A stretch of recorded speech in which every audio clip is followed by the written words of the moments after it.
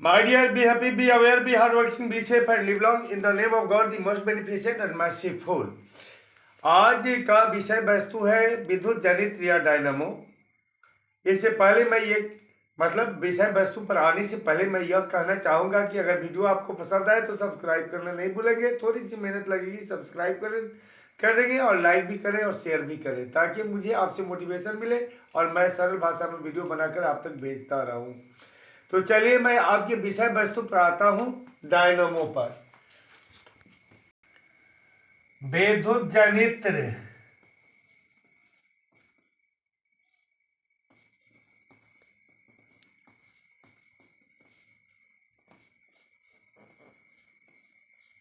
या विद्युत जनित्र या डायनेमो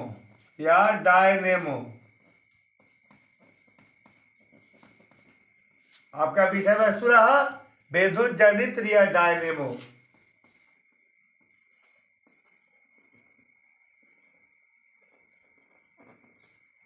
तो देखिएगा, डायनेमो एक ऐसी युक्ति है जिसके द्वारा यांत्रिक ऊर्जा को विद्युत ऊर्जा में रूपांतरित किया जाता है और यह विद्युत चुंबकीय प्रेरण के सिद्धांत पर आधारित है। आपने विद्युत चुंबकीय प्रेरण में यह अध्ययन किया कि जब कुंडली और चुंबक की आपेक्षिक गति कराई जाती है तो क्या होता है, जब कुंडली और चुंबक के बीच आपेक्षिक गति कराई जाती है तो विद्युत वाहक बल प्रेरित होता है। विद्युत वाहक बल प्रेरित होता है जिसे हम विद्युत चुंबकीय प्रेरण की घटना कहते हैं।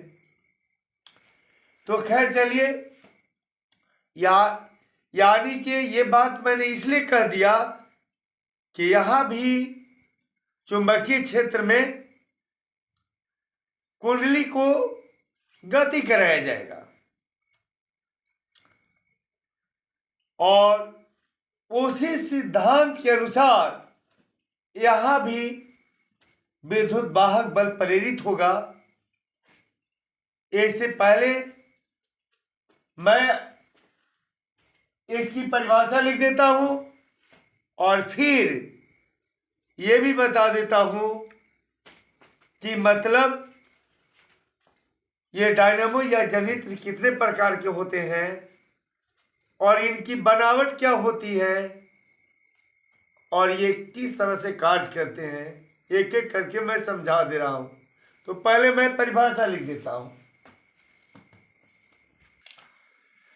तो देखिए, ये जो है वेदो, यहाँ पर मैंने तो परिभाषा बता दिया था, फिर मैं बता दे रहा हूं कि आपका विषय वस्तु क्या है। विद्युत जनित या डायनेमो। विद्युत जनित्र एक ऐसी युक्ति है जिसके द्वारा यांत्रिक ऊर्जा को विद्युत ऊर्जा में परिवर्तित किया जाता है।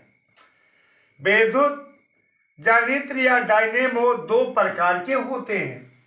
नंबर 1 में प्रत्यावर्ती धारा डायनेमो, अल्टरनेटिंग करंट डायनेमो, और नंबर 2 में दिश धारा डायनेमो, डायरेक्ट करंट डायनेमो। तो ये जो है आपको ये जो प्रत्यावर्ती धारा डायनेमो को अल्टरनेटर भी कहा जाता है। देखिएगा, आज के वीडियो में अर्थात इस वीडियो में मैं सिर्फ प्रत्यावर्ती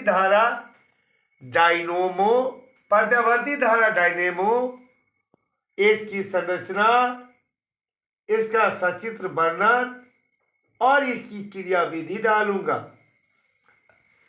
दिश धारा डायनेमो अगले हिस्से वीडियो में डालूंगा, नहीं तो वीडियो बहुत लंबा हो जाएगा। चलिए, तो मैं चलता हूं प्रत्यावर्ती धारा dynamo.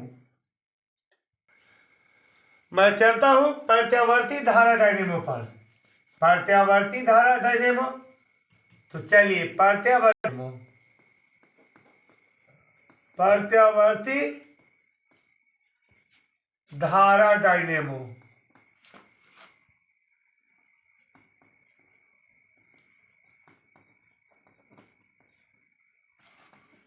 Alternating current generator, alternating current dynamo.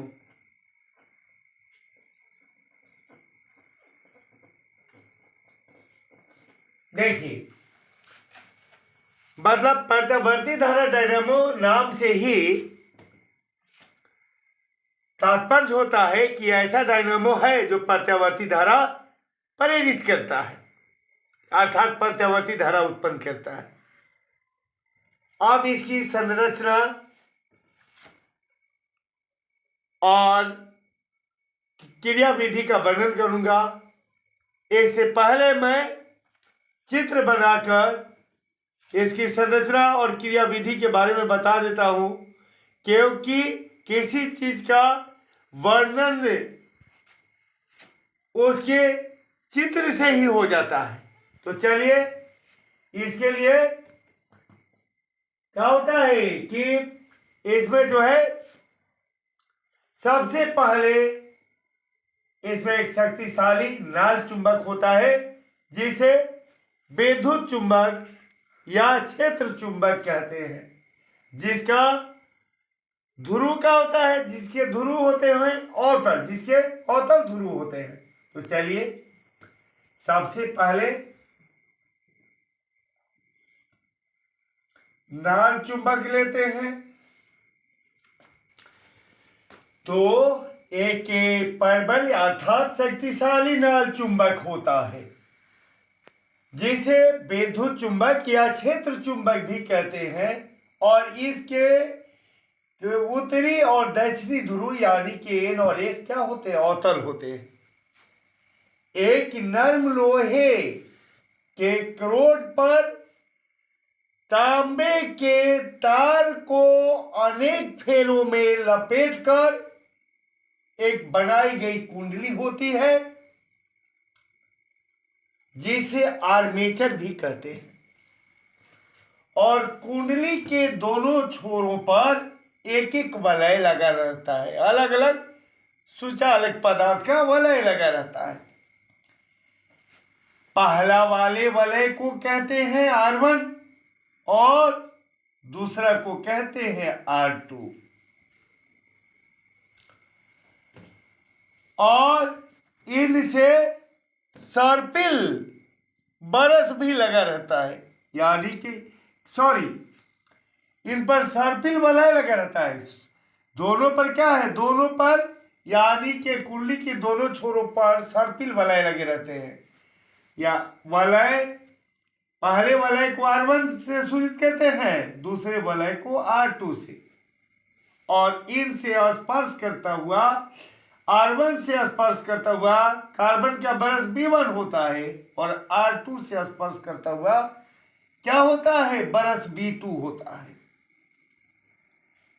अब इनकी कार्य विधि पर थोड़ा सा ध्यान दें, और फिर इनको क्या किया जाता है, यानी कि B1 और B2 को, है ना, एक B1 B2 को चालक तार द्वारा जोड़कर परिपथ तैयार कर लिया जाता है, बाहरी परिपथ, ताकि डायनामो द्वारा जो विद्युत धारा प्रेरित हो, प्रत्यावर्ती विद्युत धारा जो प्रेरित होगी वह क्या होगी, प्रत्यावर्ती डायनामो द्वारा जो ये प्रत्यावर्ती धारा जो मतलब प्रत्यावर्ती धारा प्रेरित होगी, वह जो है इसमें क्या बोलता है कि परिपथ में कैसे जाएगी प्रत्यावर्ती धारा, है ना, जो प्रेरित होगी वो परिपथ में कैसे जाएगी, इसके लिए परिपथ, बाहरी परिपथ तैयार कर दिया जाता है। और ये बाहरी परिपथ में या तो प्रतिरोध या गैल्वेनोमीटर जोड़ दिया जाता है, गैल्वेनोमीटर भी जोड़ दिया जाता है कि ताकि पता लगे इसे प्रवाहित होने वाली धारा का, यानी कि धारा का पता लगाने के लिए गैल्वेनोमीटर भी जोड़ दिया जाता है, या प्रतिरोध जोड़ सकते हैं। ऐसे स्टेज में देखिएगा, जब किस तरह से ये मतलब कैसी कार्य करती है। तो एक चीज जाना जाए, आपको तो ये दिमाग में आएगा कि जब ये कुंडली नाचेगी तो तार तो आपस में लपेटा जाएंगे जब बाहरी परिपथ में भेजा जाएगा तो। लेकिन ऐसा बात नहीं होता है, क्योंकि ये बरस जो दोनों होते हैं, बरस से चालक तार को जोड़ के बाहरी परिपथ तैयार किया जाता है। और ये बरस सिर्फ स्पर्श करते हैं, ये नहीं कि उसको माने, ये नहीं कि बरस जो है साथ ही साथ नाचते हो, नहीं, सिर्फ स्पर्श करते हैं। और बरस नाचने लगेगी तो तार लपटा जाएगा, जिससे पूरी व्यवस्था भंग हो जाएगी। अब चलिए किस तरह से ये काम करता है इसको मैं संक्षिप्त में समझा दे रहा हूं, और चाहूंगा कि कम लिखूं, ज्यादा समझा दूं। जो बाकी चीजें हैं उनको आप अपने से वीडियो सुनकर लिख सकते हैं। देखिए, आप जानते हैं कि चुंबकीय क्षेत्र रेखाएं नॉर्थ से साउथ की ओर होती हैं, यानी कि चुंबकीय क्षेत्र रेखाएं नॉर्थ से साउथ की ओर होती हैं। और जब चुंबकीय क्षेत्र रेखाओं के यानी कि चुंबकीय क्षेत्र में किसी चालक को गति कराया जाता है तो चालक की गति और चुंबकीय क्षेत्र और चालक को, जब चुंबकीय क्षेत्र में किसी चालक को गति कराया जाता है तो इसे क्या होता है, चुंबकीय क्षेत्र रेखाओं में परिवर्तन होता है। अर्थात चुंबकीय फ्लक्स में लगातार परिवर्तन होता है। और चुंबकीय जब जो है चुंबकीय क्षेत्र में कुंडली को गति कराएंगे, यानी कि चालक को गति कराते हैं, तो चुंबकीय क्षेत्र रेखाओं अर्थात चुंबकीय क्षेत्र में परिवर्तन होता है। अर्थात चुंबकीय फ्लक्स में परिवर्तन होता है। चुंबकीय फ्लक्स में जब परिवर्तन होता है तो प्रेरित विद्युत वाहक बल उत्पन्न होता है, यानी कि विद्युत वाहक बल प्रेरित होता है। और विद्युत वाहक बल प्रेरित होगा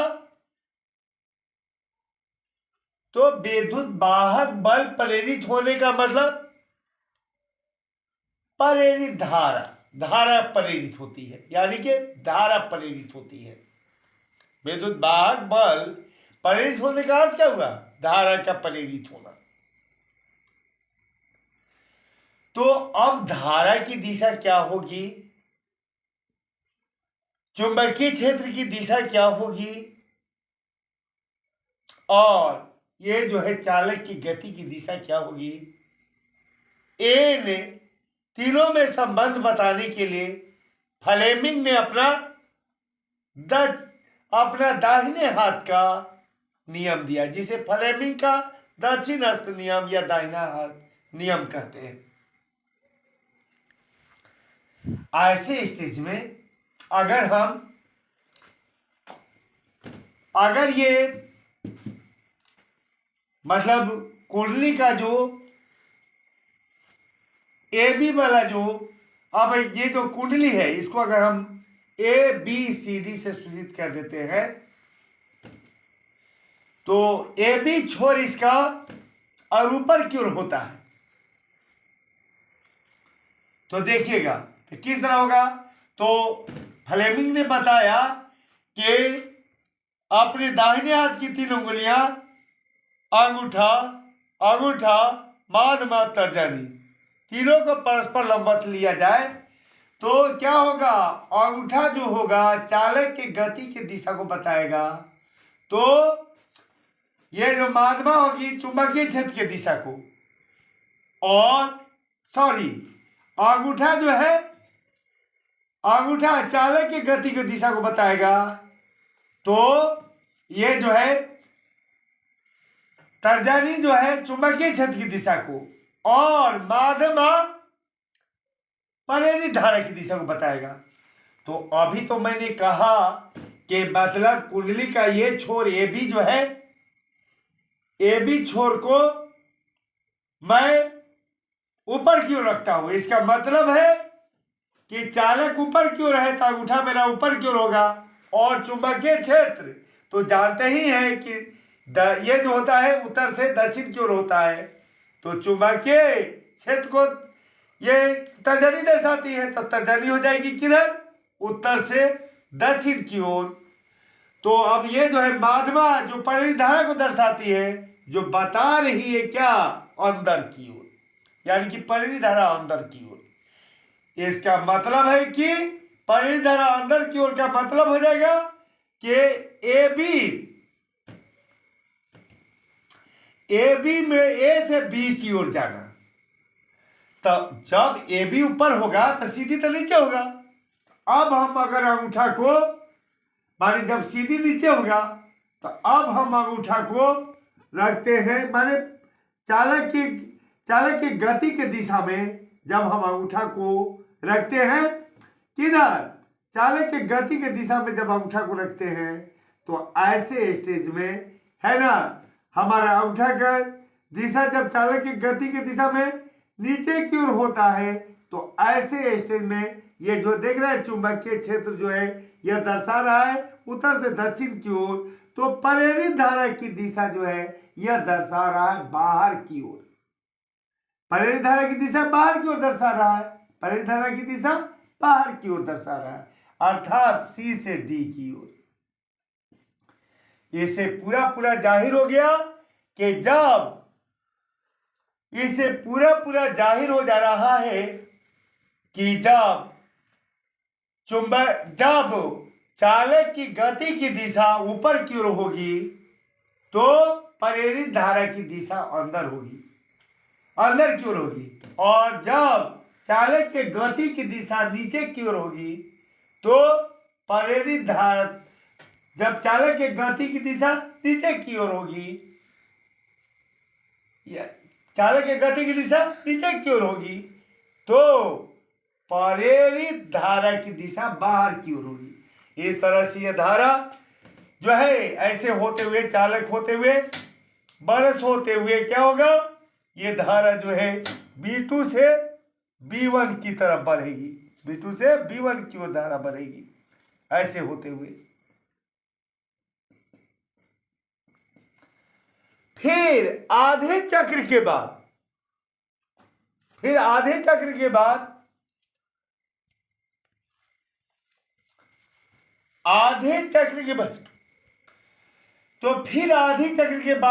तो क्या होगा, बी तो चल जाएगा उधर, बी चल जाएगा नीचे, और जब बी चल जाएगा नीचे तो धारा की दिशा किधर होगी, बी में किधर हो जाएगी, बाहर की ओर हो जाएगी।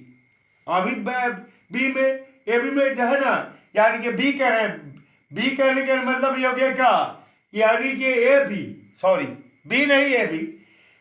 अब अर्ध चक्र के बाद तो ए बी जो है छोर किधर चल जाएगा, तो ए बी छोर नीचे की ओर चल जाएगा। तो जब ए बी छोर नीचे की ओर चल जाएगा तो प्रेरित धारा की दिशा बाहर की ओर हो जाएगी, प्रेरित धारा की दिशा किधर हो जाएगी, बाहर की ओर हो जाएगी। तो प्रेरित धारा की दिशा बाहर की ओर हो जाएगी, यानी कि किस तरह से हो जाएगी, बी से ए की ओर।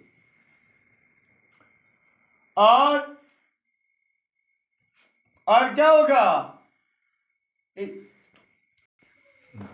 अब मतलब इसके बाद से अर्ध चक्र के बाद तो सी डी चल जाएगा ऊपर, और ये क्या हो जाएगा, ये बी हो जाएगा नीचे। तो जब सी डी ऊपर हो जाएगा तो इसमें प्रेरित धारा की जो दिशा होगी वह किधर होगी, बाहर की ओर होगी। इस सीडी में प्रेरित धारा की दिशा अंदर की ओर होगी, और सीडी में क्या हो गए, यानी कि कहने का मतलब यह है कि अर्ध चक्र के बाद सीडी वाला छोर जो है ऊपर हो जाएगा, तो इसमें प्रेरित धारा की दिशा कहाँ हो जाएगी, अंदर की ओर हो जाएगी, और ए बी नीचे चल जाएगा तो इसमें प्रेरित धारा की दिशा कहाँ हो जाएगी, इसमें ए बी कहाँ चल जाएगा, नीचे की ओर, तो इसमें प्रेरित धारा की दिशा किधर हो जाएगी, इसमें प्रेरित धारा की दिशा कहाँ हो जाएगी? इसमें प्रेरित धारा की दिशा एक, तो इसको इस तरह समझा जाए कि जब डीसी चलेगा ऊपर, जब डीसी चलेगा ऊपर तो ऐसे अर्ध चक्र के बाद जब डीसी करे सीडी छोड़ जब ऊपर चलेगा, अर्ध चक्र के बाद कुंडली के अर्ध चक्र के बाद जब सीडी चल जाएगा ऊपर तो इसे प्रेरित धारा जो होगी क्या होगी? अंदर की ओर न होगी, अंदर की ओर होगी। और बी चलेगा, बी चलेगा कहाँ? नीचे, सॉरी ए भी चलेगा नीचे। जब सीधी चलेगा ऊपर की ओर, सीधी चलेगा ऊपर की ओर, कुंडली का सिरा सीधी चलेगा जब ऊपर की ओर तो इसमें प्रेरित विद्युत प्रेरित धारा जो होगी उसकी दिशा जो हो जाएगी किधर हो जाएगी? तो उससे प्रेरित धारा की दिशा अंदर की ओर हो जाएगी। और ए बी छोर जो है ना, ए बी सिरा जब चलाएगा कहाँ? अंदर, नीचे। ए बी सिरा हो जाएगा जब नीचे तो इसमें प्रेरित धारा की दिशा कहाँ हो जाएगी? बाहर की ओर। इस तरह से अब धारा की दिशा जो है डी से सी, सी से बी और बी से ए होते हुए B1 में आ जाएगी और B1 से जो है ये B2 तक चली आएगी। पर बाहरी परिपथ में इस तरह से B1 होते हुए B2 में आ जाएगी। इस तरह से एक निश्चित अंतराल के बाद, एकदम निश्चित अंतराल के बाद धारा ये पढ़ते हुए ये जो है ना प्रेरित धारा अपनी दिशा बदलेगी। इसलिए इस धारा को कहा जाएगा प्रत्यावर्ती धारा और इस जनित्र को कहा जाएगा प्रत्यावर्ती धारा जनित या प्रत्यावर्ती धारा डायनामो। अब इस पर कुछ लिख देता हूं, ऐसे तो वीडियो लंबा हो ही जा रहा है, ठीक है, मैं कुछ लिख देता हूं इस पर। तो जितना मैंने समझा दिया उसमें से कुछ मैंने लिख भी दिया हूं और बाकी कुछ घटे तो फिर जो समझाया हूं लेक्चर सुन के आप लिख लेंगे।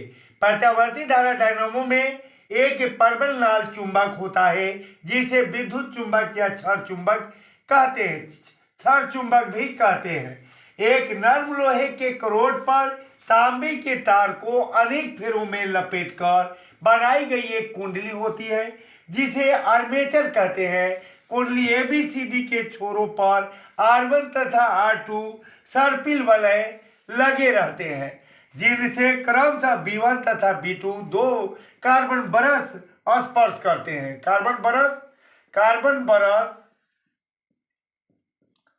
दो कार्बन बरस स्पर्श करते हैं। इन बरसों से चालक तार को जोड़कर परिपथ तैयार कर लिया जाता है।